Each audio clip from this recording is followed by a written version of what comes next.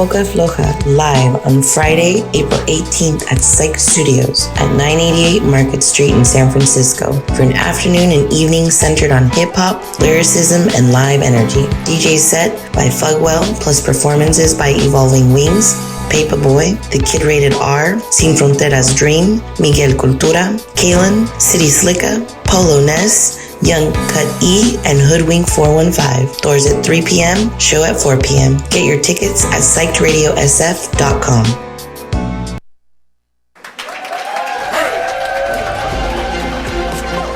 Easy. What a lit. Welcome back to FIRMELAB Radio. We took a quick break there. And we're back in the studio. We actually have another special guest. I'm gonna let Mike introduce them. Yeah, man, we got a couple of very special guests. We got La Borirican. Yeah, see, the R's is hard for me. We got the model Borirican, yeah. And then we got my brother DJ Gio in the building, man. Hey, thank you guys for coming through. Introduce yourself. Tell us a little bit about what you do.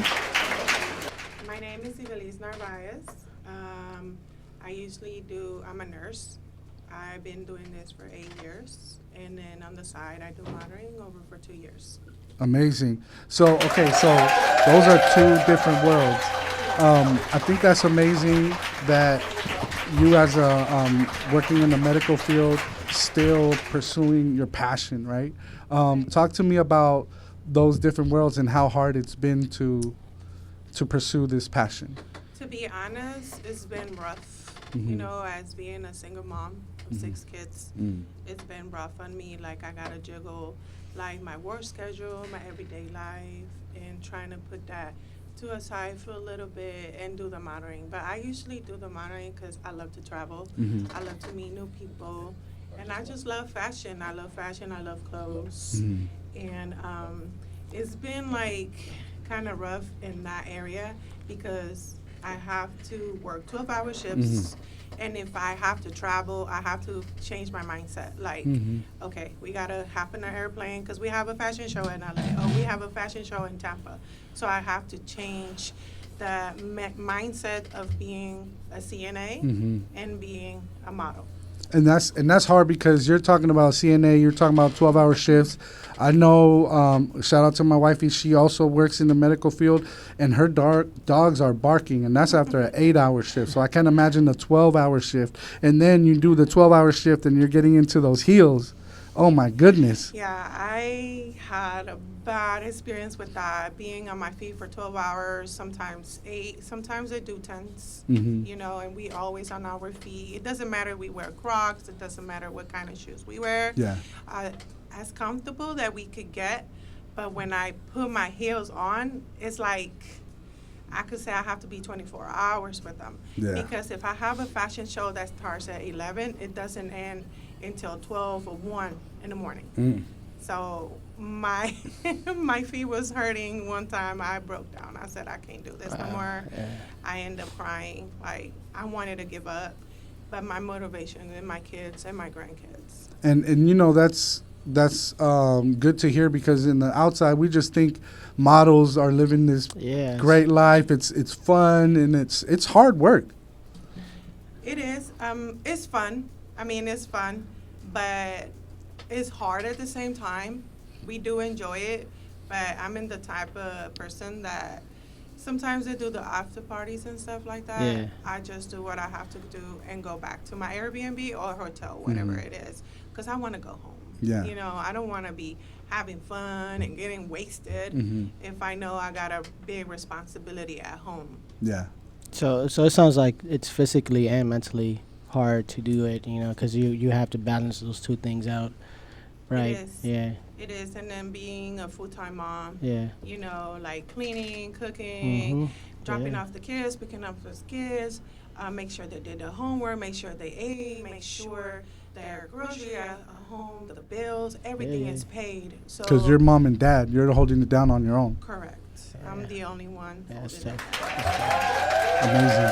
But you're doing it. Yeah, it's amazing. It's because you can, right? There's a lot of people that get defeated, but that's good. You sound like you're mentally strong. Because in the end, you're thinking about it, and it's like you said, it's not just one aspect. You have different elements that goes into just everything that what you're trying to do. From your passion to taking care of your kids, and to just that 8 to 5, or like you say, even more than that. It's not even 8 to 5. I think it's like 10. Like you said, 10+ hours. So. Yeah. No, that's amazing. Talk to me about your culture. How important is your culture in everything that you're doing? Obviously, your name says it all. Yeah.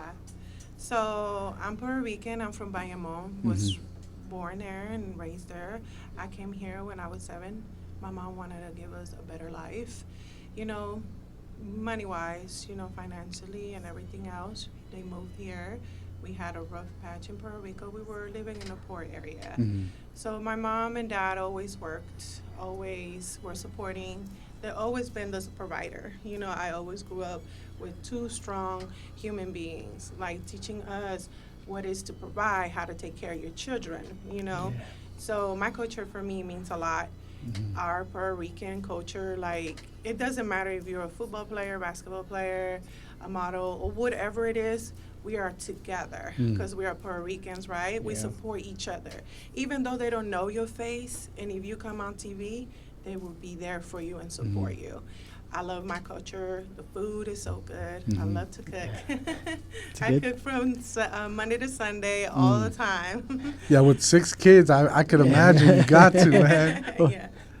So I'm very grateful for my mom and dad to raise me and give me birth there. It's a beautiful, beautiful Iceland. Do you have brothers and sisters that you were raised with out there too? My brothers and sisters are actually out here, and they live. I have my brother that lives up in Willits, and 2 of them, the other ones live in Oakland. So it's just 4. It's me and my sister and my 2 brothers. So you already come from like a big family, that whole dynamic. Yes. Family oriented. Yes, my grandma had 16. Wow. Oh, wow, that's wow. So six compared to 16. Holy moly! Yes. Man, these women were strong, man. Yeah. Well, and I still hold it down. I still want more. Yeah. Wow. I love kids. Yeah, I have 2. I was like, that's it. I got 1 and I'm done. So I tipped my hat. But so when you were a young kid, did you dream of being in the medical field? Was that something? I know our parents, they want us. That's like a parent's dream that our kid is in the medical field. Did you have those dreams when you were young? What were you dreaming? My mom got me into modeling when I was little. My auntie, she was a professional makeup artist, so she was the one that would always do my makeup, and I would model. I was the only model out there in Puerto Rico. I never thought about taking care of anybody. At the moment, it just grew when I moved out to California. When my mom moved us out here, I noticed, like, when my grandma started getting older, and I seen everybody getting older, and they were like not take care of them. They would take them in the home. So I took the responsibility. I want to do that. I want to take care of somebody on my own. Like my grandma, somebody on my family. I don't want them to be in a home. Because sometimes they don't take care of them properly. So it grew, and since then I've been doing it. I went to school. I studied hard to get it, and here I am. Like, I'm very loving and caring when it comes down to my patients. All my patients love me. Like, they don't, when I'm off or when I'm traveling, they don't like it. They hate it. They're like, oh, I miss you. I'm like, I miss you too. I bring them back like little magnets and stuff like that. Dope. Yeah. So I guess it's just in me now, now that I'm a mom and I got kids, and when they get sick, I know what to do. And it's rare my kids don't get sick because they know I know what to do next. Yeah. No, that's I think that's amazing. And I think also, like, there's a lot of people that could do your job right and just get a check, but they don't care. You know, and I feel like it's more than just the money. It's about connecting to the gift. I feel like it's like a calling. Not anybody has the heart to treat these older folks. You know, a lot, even our own family. Sometimes they're like, let's put them in the home already. I don't have the patience for that. You know, so I feel like it takes a certain amount of patience and care and heart to do that. But you obviously were raised with good family, Good your morals. grandma, Yeah. like grandma raising 16 kids. That's gonna make you a caregiver for sure. Yeah. I think it grew more when my son was diagnosed with autism, and it was kind of hard for me to know because I see my son as a regular kid. He's very smart. Is your first son or? No, this is my last son. Oh, okay. Yeah. Interesting. So it grew off of me. So one of the diagnostics doctor told me, she's like, "Are you okay?" And I'm like, "You know what? I wanna help kids that got autism, or I wanna help somebody else in need." And she's like, "You should become a CNA. If you have it like that." But when I started taking care of my son, I know how much it was to work and the care. It was a lot. Yeah. It was a lot. So it grew through time, and I said, I'm going to go to school. I'm going to do it. If I could take care of my son, I could take care of somebody else. Yeah. What advice would you give somebody that maybe just got that diagnosis with their son? They never maybe didn't want to accept it, and now the diagnosis is theirs. They're autistic, right? What advice can you give to that mother? I feel like you have to be strong because, like it or not, you hold this baby for 9 months. This is something that you created with love, right? And I feel like there's a lot. These kids are so special in the end of the day. Just love them like you love yourself. Just keep going hard. Love them, take care of them, nurture them. I feel like I know it's hard, but there's a lot of help out there that they could give them, But in my point of view, as me having my son as an autism, it was a strong mindset and have my heart very strong.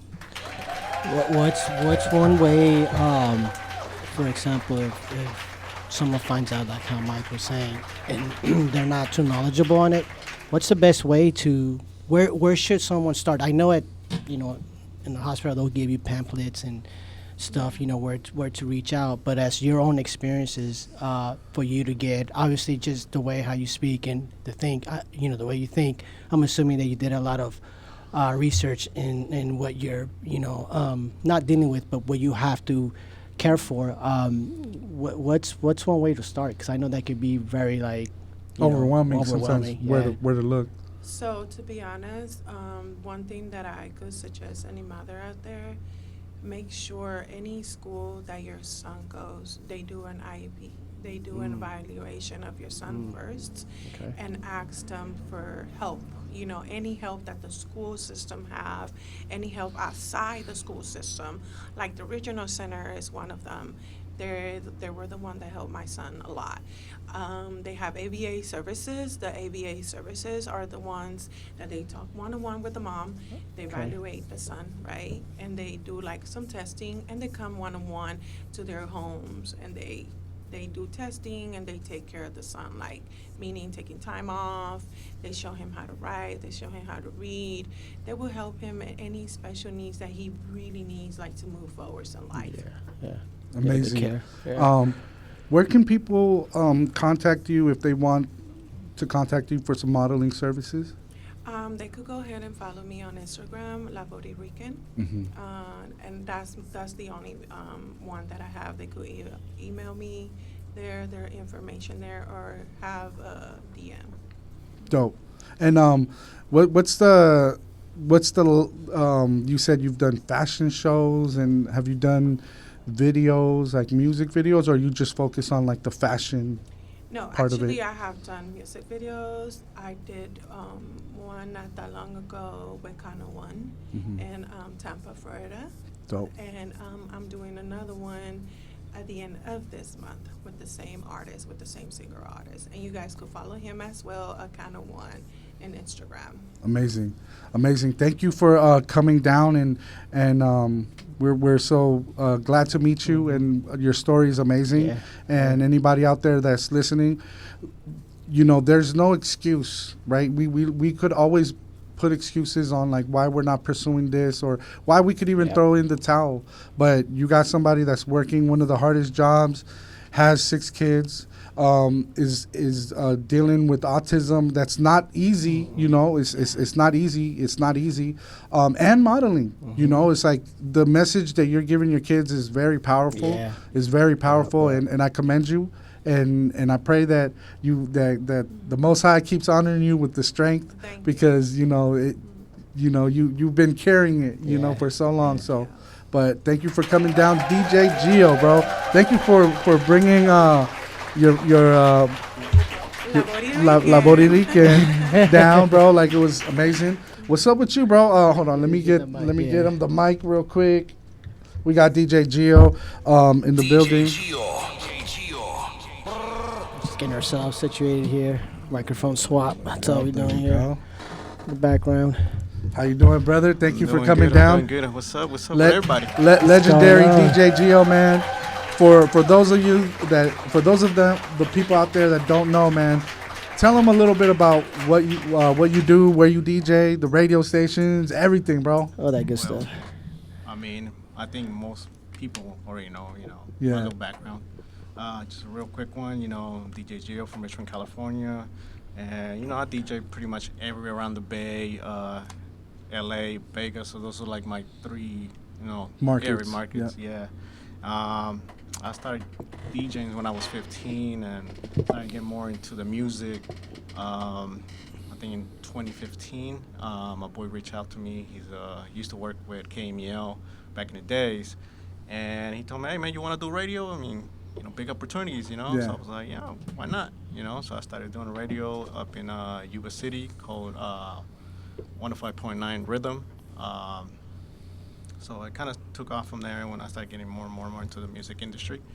And he, gave me an opportunity, to head out to Vegas and, do events out there, and then start doing the Latin Grammys, Latin Billboards, so from there on just kind of picked up a little bit, and I started reaching out to a lot of, artists, local artists.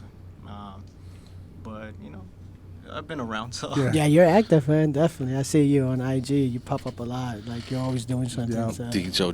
DJ Gio, shout out Head Stash. Yeah, shout out Head Thank Stash. you. Shout out to them, too. But, yeah, I mean, it's like I said, it just picked up from there, and now it's, still doing it. Now I'm just focused more on trying to do this little podcast. Yeah. Mike, I was just telling you about it, and, see where it goes. No, it's dope, bro, because DJ Gio could stay just being the local DJ in these events in the city and out in the Bay Area. But, bro, like, he's doing some major radio stuff that's so dope. I talked to my son about you, bro, and I said, bro, you gotta be like a DJ Gio. You can't just DJ here. He's DJing in Bakersfield, Vegas, and he's in all these different markets. And Working. You gotta work. And it's amazing to see your grind. And now getting into the podcast world, bro. Like, talk to me a little bit about that. It's a new world, Yeah, it's different, a new world. It's something different that you're stepping out, from your comfort zone, so it's different than the nightlife. Yeah. And we were just talking about that, talk more about, what's going on behind the scenes of the nightlife. A lot of people don't speak about that. People are kind of scared to say stuff about what's really going on. Yeah. And I kind of want to step out from the shadows, and talk about what's really going on in there. And I know once you start, speaking out, I think a lot of people will come out and, speak out too. 'Cause I think we need something like that. Yeah. Not many people are talking about it. Yeah, you got to warn these DJs that get in the game that don't know what they're getting themselves into, because sometimes it catches us off guard. Like, bro, I'm just trying to DJ. I got to deal with all this other stuff, bro. Like, what's one thing that you say that like, that, in fact, what made you want to do the podcast and have this topic?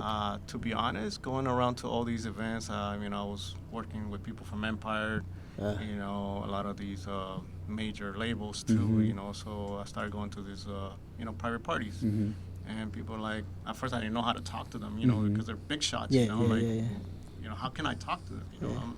This is not for me, but more and more that I started going to these events, I decided to be, you know what, I think I could do this. Yeah.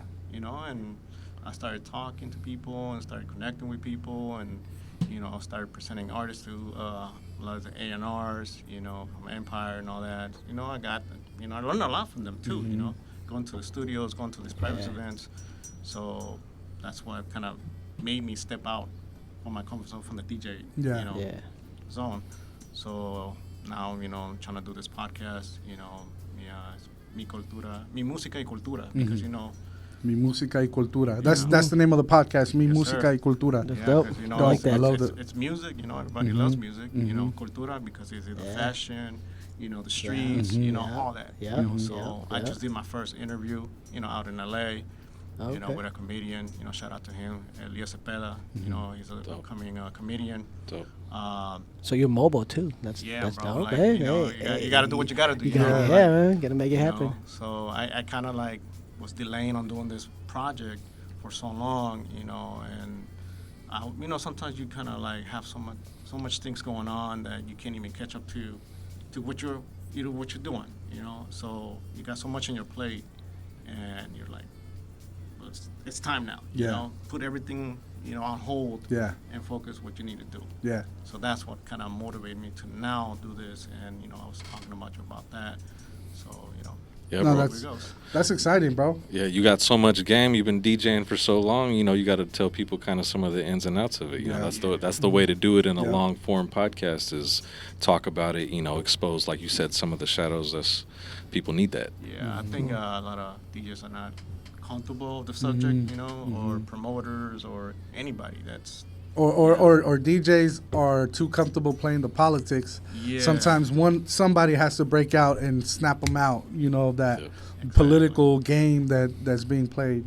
And especially for all these new upcoming DJs, that are coming out, in the scene. I'm starting to get to know all these other DJs, and they're all young. Yeah. But they don't really know what's really behind. Yeah, what to look out for. What to look out, and what you need. What's your fee? Yeah. So and it's grimy, man. Yeah. Like sometimes you get paid 100, 150. Sometimes you're not even get paid what you're worth. Sometimes you gotta wait a month to get paid because they say, "Oh, we I send have check in the some mail." of those. Oh, bro. So, you gotta let them know. So sometimes it's hard. For these new DJs to understand, what they're getting into. So sometimes they see, it's party. Yeah, you might see it like that, but then when you really get into all that, you starting to see the dirty side of the DJ. You take advantage. So it's a lot. So hopefully you see how this topic. In the segment. No, it's dope. I think it's part of the culture. The real culture in the Bay should be like we got to look out for each other. That should be number one, and we need somebody to kind of like just warn like the people. And I think you're not just talking about it, but you're showing like, yo, I'm not just DJing. Now I'm going into podcasts, and it might be uncomfortable, but you're challenging yourself, and that's what other DJs need to see. You got to do more than just progression. DJ. Progression. That's what you're doing. Yeah. I think it's gonna be a little bit uncomfortable for a lot of these people when I start talking about the product. Like you said, it's a lived experience. You probably got literal receipts and names and places and venues and owners and that's what people really don't like. They like to do the red tape political bullshit as long as their name isn't on it. But if your name is on it, you wouldn't want people to know that you're actually not doing straight business. Exactly. I mean, sometimes it's hard, to talk about the subject because you're thinking like, oh, they're gonna judge you, they're gonna speak about you. I'm already getting, speaked about, and I'm not saying in the good ways. It's jealousy, man.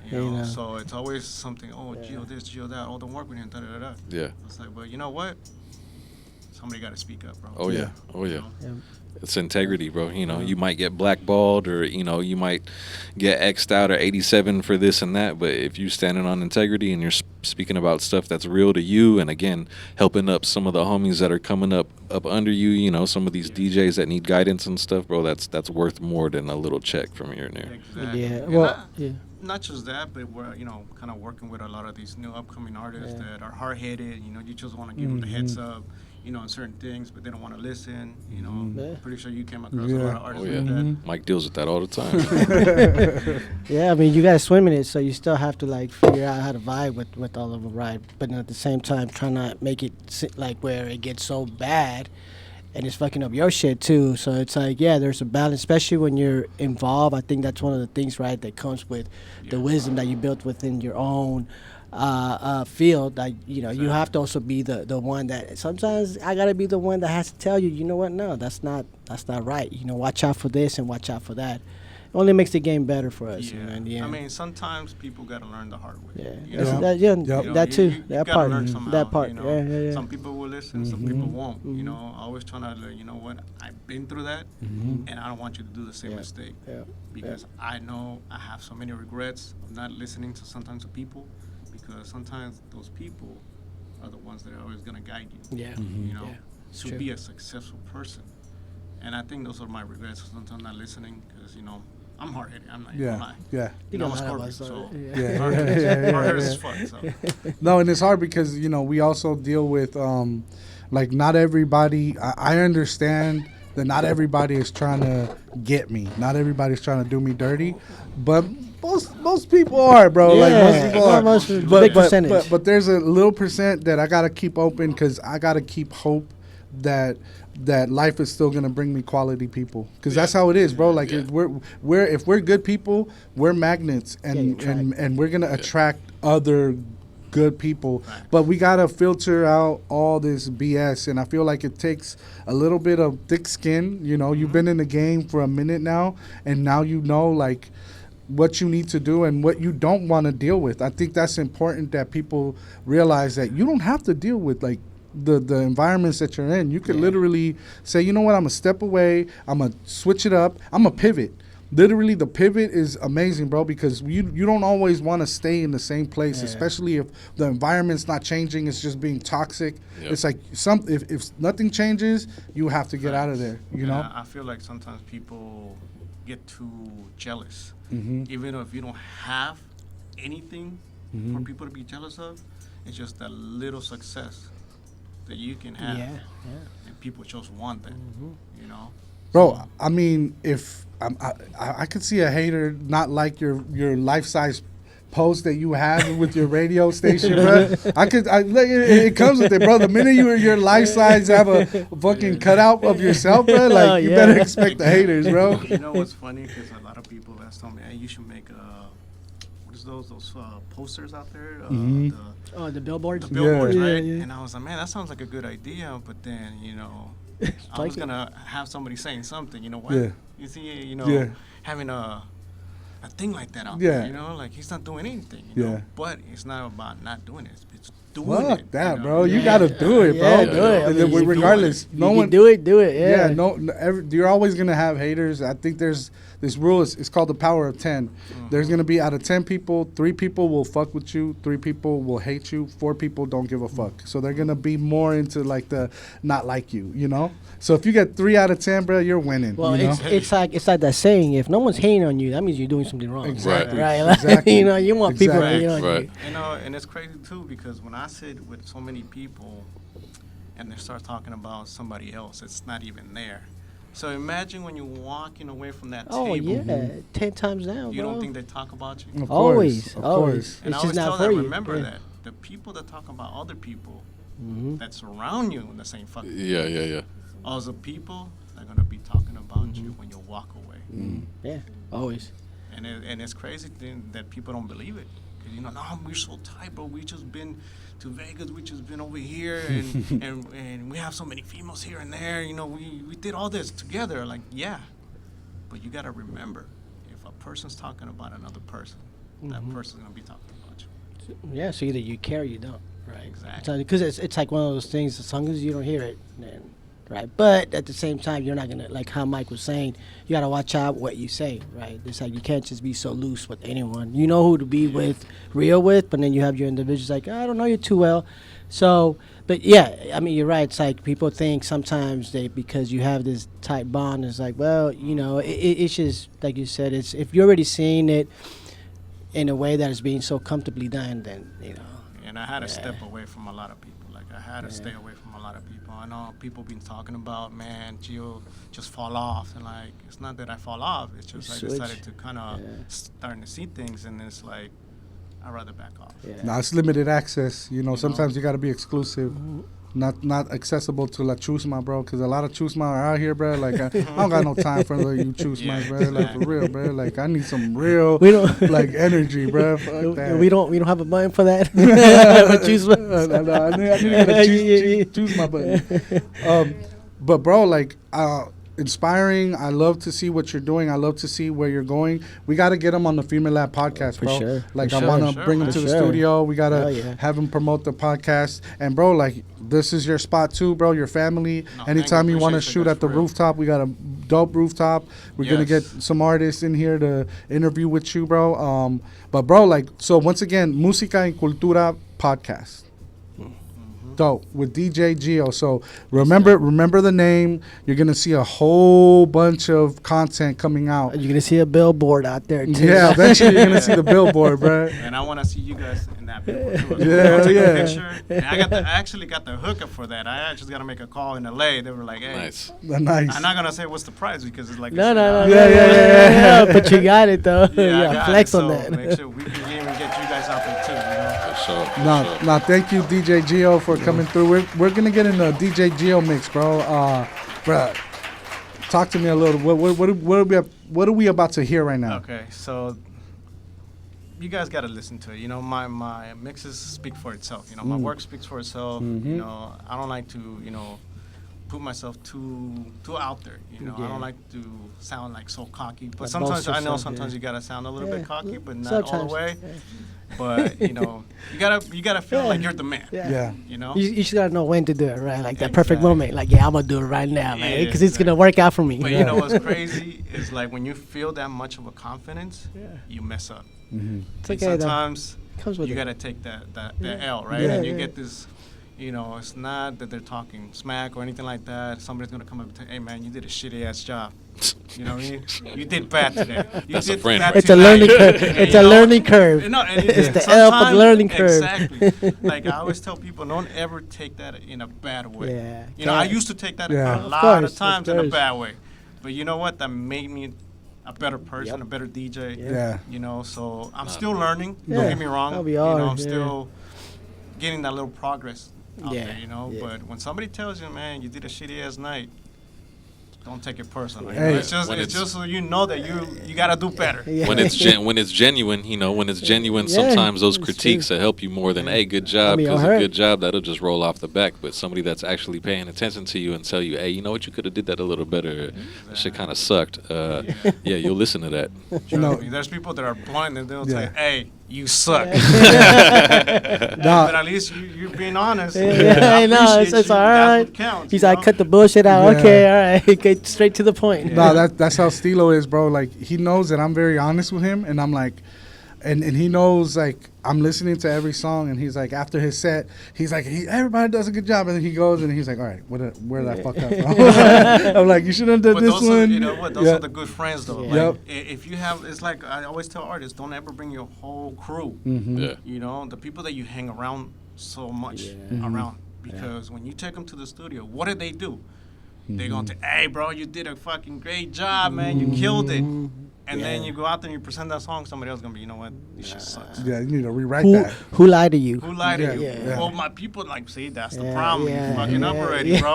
Like, you have to have that, those genuine people. Yeah. You know? That constructive criticism is Exactly. always good. And you did, I got to mention, too, bro, he killed this set. What was it, when Young Lot? Was it? Oh, yeah. Bro, he did like these versions of, and even Young Lot was like, bro, I've never Yeah, heard yeah, it. yeah. At Bro, the you house. freaking killed it. He didn't just do a set, bro. He was like, okay, who are we interviewing? Yeah. And he Oh, got that's the right. music, Yeah, and bro, yeah, like yeah, that yeah. mix was probably the best Young Lot mix That's I've right. ever heard. No. No, Remember that was for that. sure. Coming from him, it meant a lot. And then Yeah. I just did, not too long ago, I think last year, Cool John came to this little bar that I usually DJ sometimes on Fridays.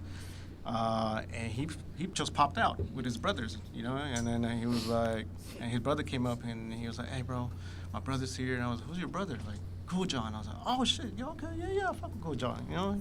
He's like, hey, can you just do me a favor, man? Can you just play a couple of his songs? I was like, I got you, bro. I started mixing his songs with some bangers, and he just left after that, right? And I was like, damn, the fuck, I fucked up or something. But then later on, I think it was like a week or two right after, I came across him at the Grand, and he was at the bar, and he was like, hey, bro, my bad, I didn't mean to like just Take off. skedoodle and, you know, leave you hanging. I just had to go. So, hey, no, it's all good, bro, you know, I get it. You know, sometimes you gotta be low-key and, you know, exit out. He was like, but you know what? You fucking killed it, bro. I love what you did. I never really heard you like mix, but when you put my songs with the bangers, bro, He's gonna listen. you fucking killed it, bro. Yeah, that's I dope. was amazed. I was That's like, oh, people coming from you, especially you from Rich, just like me. I was like, fuck yeah, bro, I fuck with you. Richmond. Though it's crazy because he'll remix some dope songs that are dope already, but like when he does a remix, it makes it sound doper, bro. Yes, Like yes, the La sauce Otra to it. Vida, bro. Like, Actually, talking about that, you know, I did one for Little John and Mac Dre. I don't know if you heard it. So I kind of was listening to the track. I was like, man, this is too simple, you know, especially because, you know, he took the acapella from an old Mac Dre song. So I was like, you know what would be good to make this track pop out, you know? So I started doing like listening. I had to listen, and I was like, I'm going to put all the old school shit from Mac Dre and some of the Lil Johns that he produced on. And then when I started putting it out there, I was like, God damn, this should have been the original one. I was like, I know, but, you know, shit, you know, it's just the ideas I get sometimes. That's you know? dope, man. Yeah. That's dope. dope. We got a super dope DJ Gio mix right now, man. So keep it locked. Here we go. DJ Gio. DJ Gio.